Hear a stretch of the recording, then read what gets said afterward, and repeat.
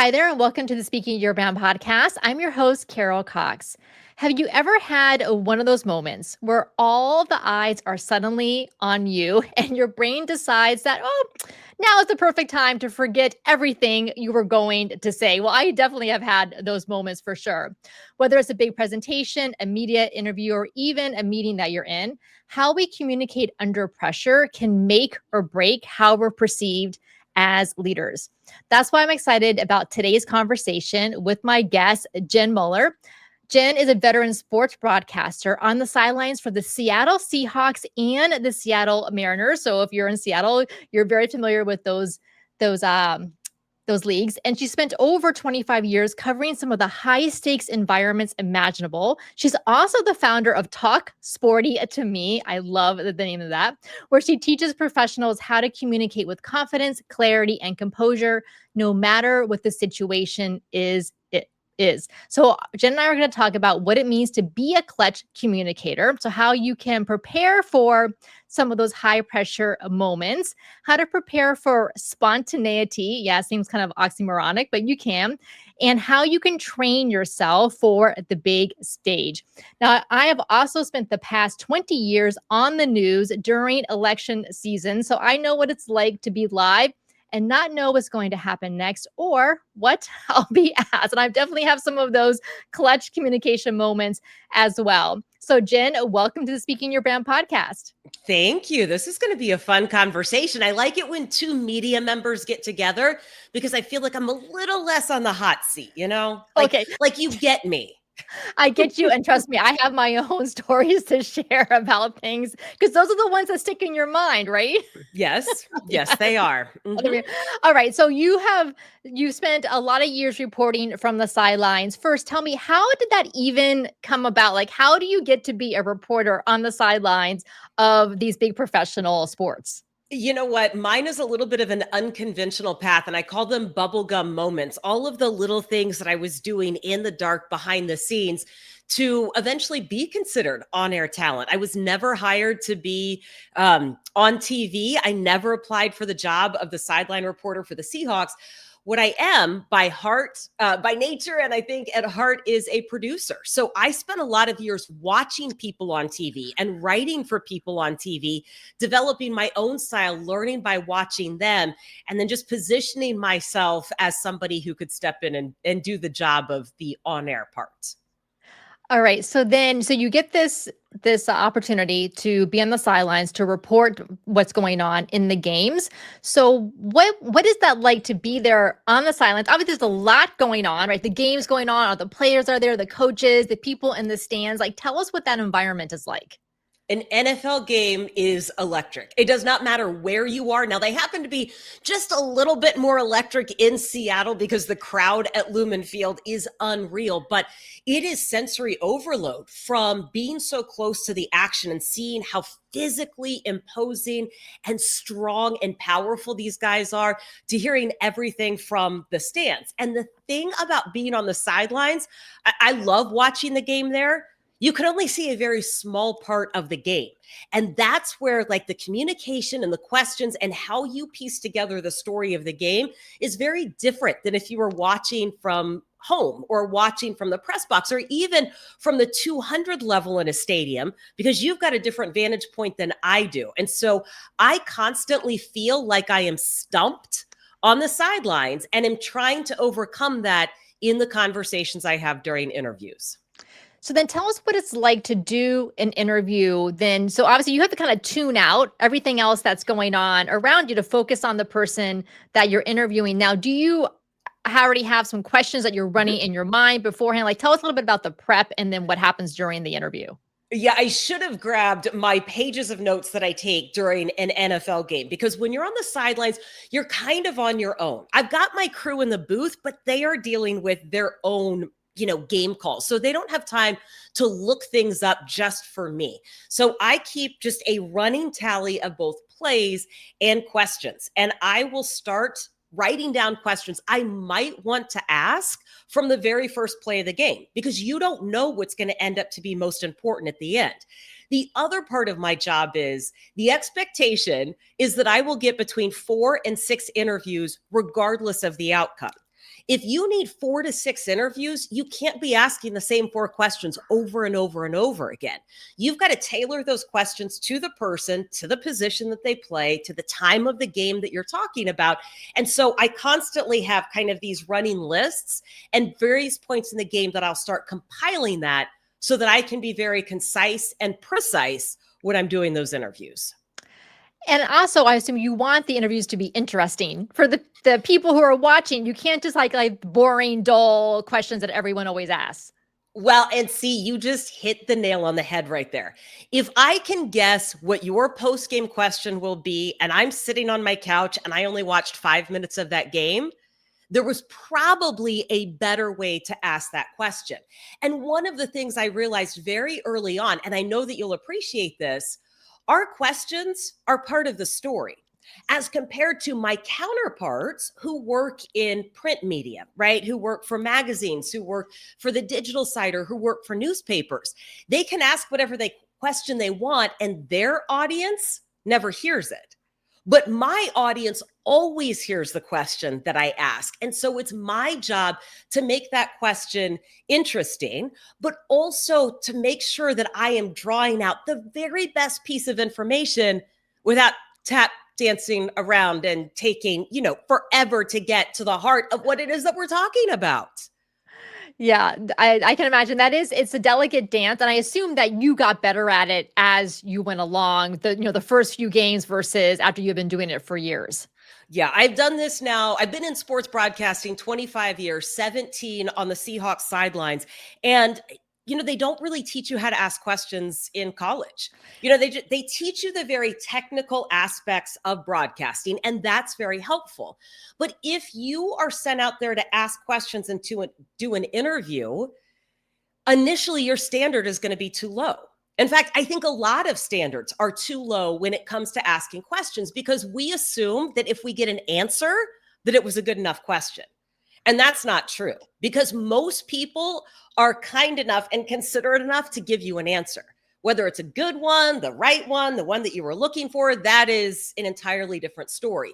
And so what I've gotten very good at is asking very specific questions. There is only one answer to that question. And my athletes learn to trust me because they know they are the ones that have that answer, right? I'm not trying to play this gotcha game. I just want you to drop your guard and tell me what happened on that play in the third quarter where you allowed them to convert on 3rd and 12. I love it. Now, I grew up watching football because my dad and we would watch it, on the weekend. So I loved it. I don't watch it as much as I used to, but it is a lot of fun. So that is so cool. I have not been into an NFL game ever in my life. And that is something that's on my list because I know what an incredible experience it would be. It really is. You'll be talking about it for forever because every sporting event is an event, right? There's food, there's entertainment, there's people, there's a social aspect. So whether you remember the details of the game or not, boy, are there so many talking points off of an NFL game. All right, Jen, let's talk about this idea of a clutch communicator. This is a phrase that you brought to me for this interview. So what does that mean to be a clutch communicator? And why is that important, not only for reporters, on the sidelines or wherever they happen to be, but for those of us who are just doing presentations and panels and podcast interviews? Yeah, it's knowing that you are prepared for any moment and that the uncertainty is minimized by the confidence you have in your skills, right? Every time we have a conversation or we ask a question, we're really leaving things up to chance. I might think I know the answer, and I have a pretty good idea of how a conversation is going to flow.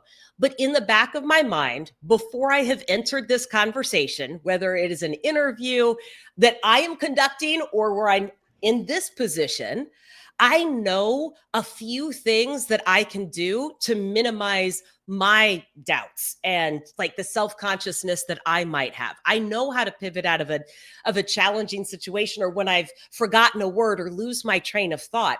And it's those sorts of things that make you clutch. It's not saying the right thing every time. It's knowing that you have something to say and being confident enough in that ability.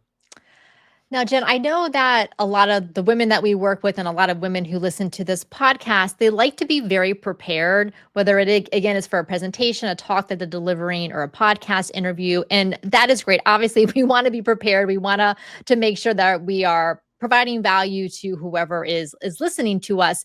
But I feel like there are also a lot of us who get very worried about getting a question that they haven't prepared for, and they psych themselves out with thinking that that's going to happen whether it happens or not. So can you tell us a little bit about what is going on there, and how can we help ourselves with that?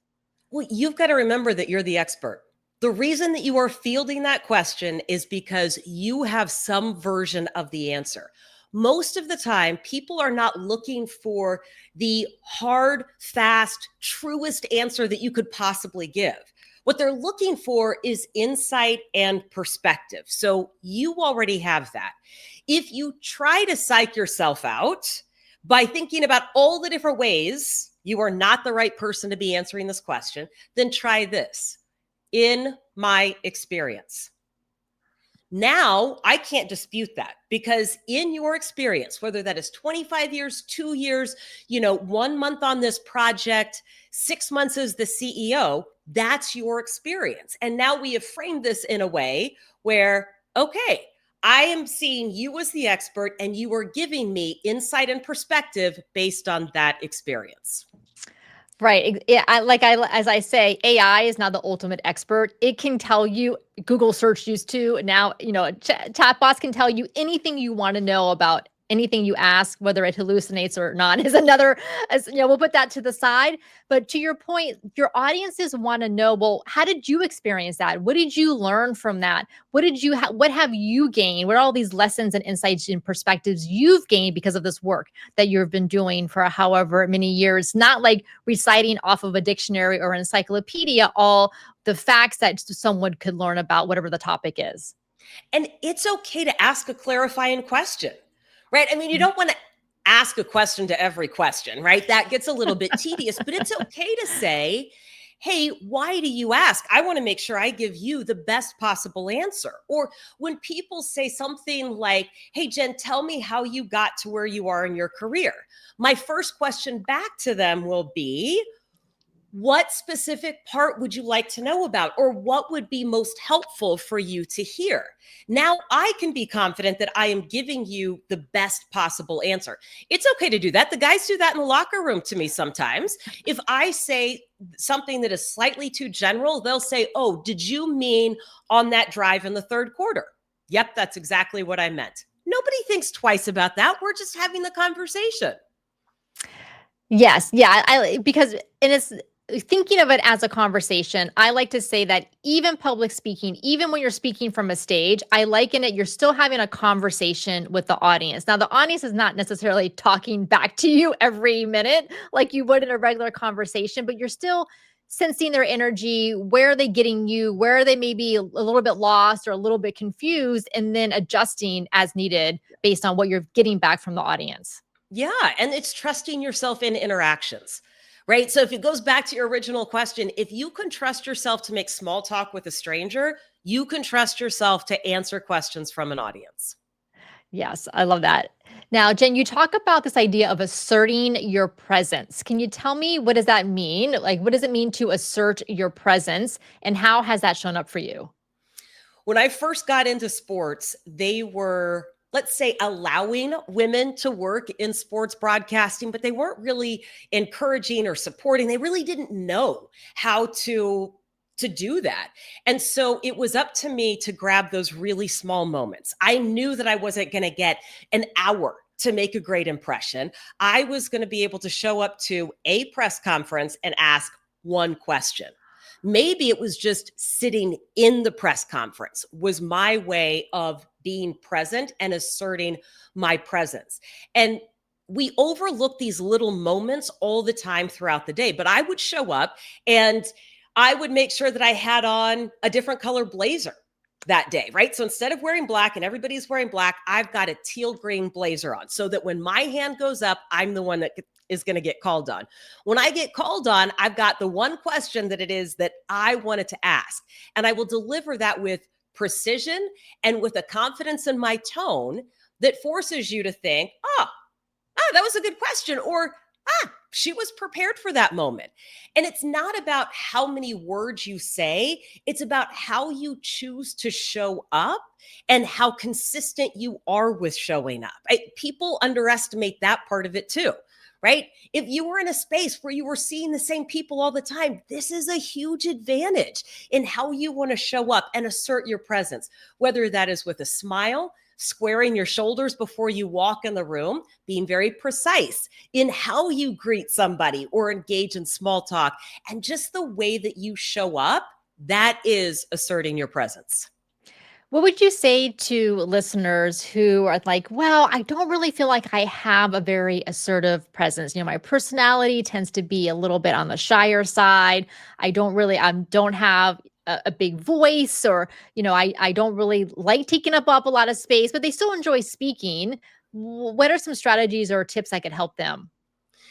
It isn't about being somebody that you're not. It's about maximizing where you see your strengths, right? And maybe starting with the smallest measure of success to build your confidence in that. So my smallest measure of success every time I walk into a locker room is how many guys say hello. And it's always my goal to get 5 hellos when I walk into a locker room or clubhouse. Now, I am a typically very outgoing personality. You put me in a locker room with 60 plus guys, all of whom are bigger, faster, stronger, some of them louder and more boisterous than I am.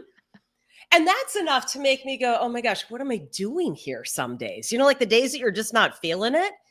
And so if I've got a really small measure of success and all I have to do is say hi back, I can do that. And that is showing up. Everybody can say hi or hello. We skip over it a lot of times when we're too busy, which is why it's a win. But start with something like that. Just smile at somebody. You would be shocked at how far a smile goes. And I know because I get feedback from that all the time from guys in the locker room. But we skip past that in business all the time because we take it for granted or we're not tracking it. If you start tracking those things, you would be surprised at just how you are showing up or how you can use those moments to show up even better. Jen, how have you handled any sexism that has come up, and not necessarily directly with people you have interacted with, but maybe even online? I remember when, I've been doing election coverage on the news for a long time. And when this was during the 2016 election cycle, which we know was the start of very unusual politics. And so at the time, the news station would live stream the news segments to their Facebook page, right? That was really big at the time, right? Facebook, so it would be their Facebook Live. And of course, all the comments would come in. There are no comments of substance, but they're comments about me being a woman. So I just ignored them because I'm like, whatever, I don't know these people and I'm not going to read the comments. But I'm just curious, what have you experienced and how have you handled it?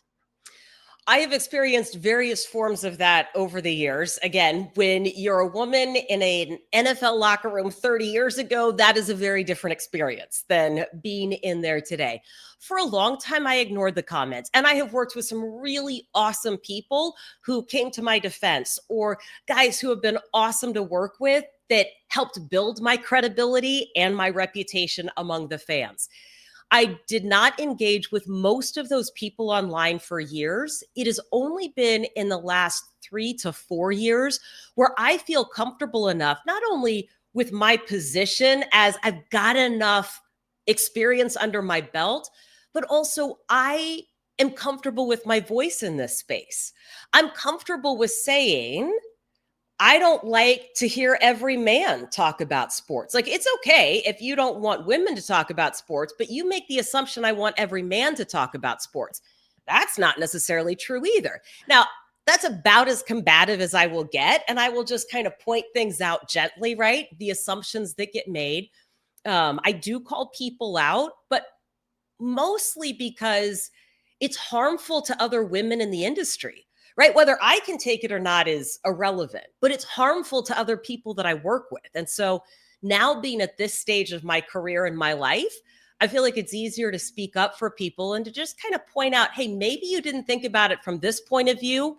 and I'll pull back the curtain as much as I possibly can on whatever it is that they are commenting on. But yeah, that is one of the parts of the job that is frustrating some nights at the end of a long night or a long homestand or a long game. Yes. Well, Jen, thank you for sharing that. And this is why I asked this question, because I want more women to understand that normal is the wrong word, but it happens, and not to feel alone or isolated or like they don't have someone to turn to if they are feeling this way. That it happens, unfortunately, to many of us in the public eye. I like to say women who have a public presence and a public voice, eventually you're gonna get some type of feedback related to that you're not necessarily going to enjoy and is probably unfounded. But just know that you're not alone. And I like to make sure I have my circle of women friends, right, to turn to be like, okay, that's like my public facing persona. And but here is what matters to me. Exactly. Yeah. Exactly. Yeah. Well, Jen, let's talk about situations that didn't necessarily go the way that you wanted. I know I have had my share of those. I like to say, if you put in enough reps, you're going to have those times where things are just like, nah, that didn't go the way that I wanted. Do you have anything that comes to mind? Oh, I have a handful of things, but I'll tell you, my job for 19 years on the Mariners broadcast was to do the walk-off interviews after wins. And some of them are, I'm going to say, uneventful, right? The game was already decided in like the 6th or 7th inning, so there's no real drama at the end of the game. Those generally go according to plan. It's the ones where it truly is a walk-off. Like they hit the game-winning home run in the bottom of the ninth. Because now here's what's going to happen. I will be in the middle of some sort of celebration, and it probably includes a very cold bucket of ice water or Gatorade. And so while I am trying to dodge Gatorade, I'm trying to ask questions and keep it a secret and tune out all of the noise that's happening in the stadium while looking at the television camera. And while I dodged most of them, I did get squarely hit with a few buckets of Gatorade. And I don't care how much you prepare for that interview, it is so cold. And quite honestly, the very first thing I'm thinking when it happens is, what does my hair look like? And is my makeup running down my face, right? So now I'm totally distracted. But in those moments, you're still on TV. It is still being broadcast in front of thousands of people in the stadium at that moment. And so you've got to regroup really quick, finish that up, and make sure that the focus stays on the athlete that you're talking to. The thing that I have learned is to practice for distractions and to state the obvious about whatever is happening. So the bucket of Gatorade is really cold. It will take your breath away and it will cause you to forget everything that you were about to say. I'm not going to pretend like it's not the case, right? I will say when I need to regroup, wow, that was cold. Wow, let's get back on track with this. I'm just buying myself a little bit of time to calm my heart rate and to get back to it. But everybody just saw it. So I'm not afraid of acknowledging it. And we shouldn't be afraid of acknowledging when something doesn't go according to plan in a conversation or an interview or a presentation. It makes you human. It level sets everything, and it gives you a chance to calm down and to reset from wherever you want to start.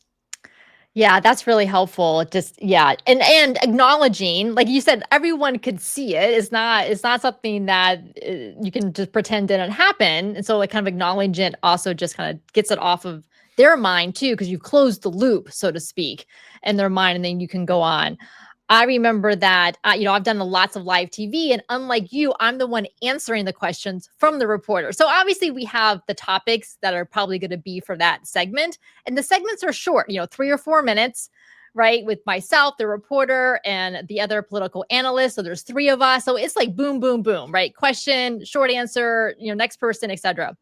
So I'll have my prepared notes just like you do on the sidelines of what we're going to talk about and some different things that I've thought about in advance. And I remember so again, lots of live TV, and I'm good thinking on my feet. And this was, again, election night 2016. It was not going the way that I had hoped. And luckily we were taping for the next morning. So it was like 11:30 at night, close to midnight. We were getting ready to wrap because we had just done the 11 o'clock news hour. And so we were taping the segment, not live. And the reporter asked me a question. And I think I was in a state of shock And it took me like 10 seconds to answer, which would never happen on live TV. My brain probably knew we were taping for the next morning because I probably would have answered anyways. But I remember I just kind of sat there, and for the first time, there were zero, like no words would come out of my mouth. And then finally, I just like took a deep breath and I answered. Of course, they cut it, like they sliced it up for the next morning. But that has stuck with me so much because I feel like no matter how experienced you are, no matter how many years I've done this, no matter how prepared I was, sometimes like your body physiologically is doing something that you can't necessarily control. It's human. Like I was having a real human moment. And instead of beating myself up for it, which I do not, I give myself a lot of grace. And I think that's important for us to remember too, that we're not always going to be perfect, and to give ourselves grace when things don't go the way that we would want them to. You want to know the most brilliant thing in TV? You already know this, but I'm going to share it with the audience. The most brilliant part of TV is that there's always another broadcast. And so we joke about it all the time. The worst is if you have that moment and then you're not on TV for 2 weeks because you went on vacation, right? The best part is you have a chance to go back and do it again, probably in another 30 minutes, right? 30 minutes or 2 hours. And so I hate to say it's like getting back on the horse, but it really is important to go back out there and have that interaction. And that's another one of those things where I would just say, oh my gosh, my brain went totally blank. We've been talking about this all day, just buying myself a little bit of time, right? I have lost my train of thought during an interview. I have had producers talk in my ear while I'm doing an interview so that I can't hear the person that I'm actually talking to. And then I'm stuck because they finished their answer and I don't know what they just said, right? And I have little phrases that I can get out of that to say, I was so caught up in that answer, I almost forgot my next question. Now, the truth is I did forget the next question. I have no idea what they said, right? But I've got the little ways to pivot out of that, which once again, it's level setting and stating the obvious. I have also literally tripped into athletes trying to introduce myself while they were getting dressed. Those are moments I don't forget. And you can't pretend like it didn't happen because everybody just watched this happen, right? Talk about a human moment where your face goes bright red and you're just like, okay, you know what I'm going to do? Try this again tomorrow. Well, hopefully they'll say hi to you because they remember you. Yeah, well, I did make quite the impression. I did make quite the impression. Yeah. So Jen, talk to us about your company, Talk Sporty to Me. What do you do and who do you work with? So I do a lot of keynotes and I do a lot of content around effective communication. It's just like the conversation we've been having today, pulling back the curtain on some of these conversations to really dissect how did we get there? How do we make the most of really short interactions? How do we make sure that we're not just asking for more communication? We actually are giving the people around us, whether it's our team at work, our team on the field, what they need to be successful. So I work with a lot of clients that are in the financial space, folks who need some additional tools around those soft skills, right? They've got the numbers down, but a little bit of soft skills, and inspiring some audiences to believe that they've already got the answers. They just need to elevate themselves just a little bit. Well, what is something that listeners can start doing today, a habit or a strategy that they can incorporate into what they're doing to help them build this idea of confidence when they're in high pressure situations? Well, I would say a couple of things. Number one, you could turn every situation into your version of high pressure. So, well, here's what I mean. You know that people are going to ask you the question, how are you? Multiple times a day, right? Hey, how are you? How's it going today? And we would generally answer with the same script, whatever that is. I'm good. How are you? I'm good. Instead of delivering that same line, deliver what I would call a success statement, which changes that conversation. It makes you vulnerable in the moment, and it's going to create that A little bit more high stakes because the person you're talking to was not expecting that answer either. And so now you get to practice in a real low stakes moment the same exact emotions that you would feel in some of those more crucial and critical conversations. Does that make sense? Yes, yes. Like taking these daily opportunities to Yep. practice. Yep. So you would say something like, I'm fantastic. I loved this podcast episode that I got a chance to take today, right? I answered the question. I gave my success. I love this podcast. I just opened the door for a different conversation. I get to guide that conversation, but I also get to practice some of these skills because I don't know where the conversation is going to go. So use these little moments. By the way, you're also advocating for yourself when you do that, but use the little moments to start building up the skills and the confidence to use them in bigger moments. Oh, I like that. Jen, where is the best place for listeners to connect with you? I would say LinkedIn and Instagram. You can find me on Talk Sporty to Me. If you like the videos, Talk Sporty to Me on YouTube. That is the website. I will also throw out, if you are a sports fan and like cooking, I have an entire show where I cook with athletes called I Cook You Measure. And that's a really fun way to just engage on a different level in all of those conversations. Oh, that's fun. This is on YouTube? It is on YouTube. Yep. Well, tell us some of the things that you've cooked. We have cooked any number of things from like a taco turkey mac to steak with chimichurri to chorizo with eggs. But the crazy part is figuring out what their comfort and skill level is in the kitchen. So you talk about vulnerability. Tell you what, these guys admitting that they don't know how to use a can opener or a knife, I think that takes a little bit more confidence and vulnerability than you might imagine. But it also creates some really fun and funny moments in the kitchen. Oh, that is fun. All right. I'll make sure to put all of these links in the show notes so that listeners can find you on YouTube and LinkedIn and Instagram and your website. And also, listeners, if you haven't yet taken our speaker archetype quiz, you're going to want to do so. It's only 10 minutes. It's only 10 questions, a multiple choice. It's free. You can do that at speakingyourbrand.com/quiz. Again, that's speakingyourbrand.com/quiz. Jen, thank you so much for coming on the podcast. I really enjoyed this conversation. Yeah, it's been really fun, Carol. Thanks.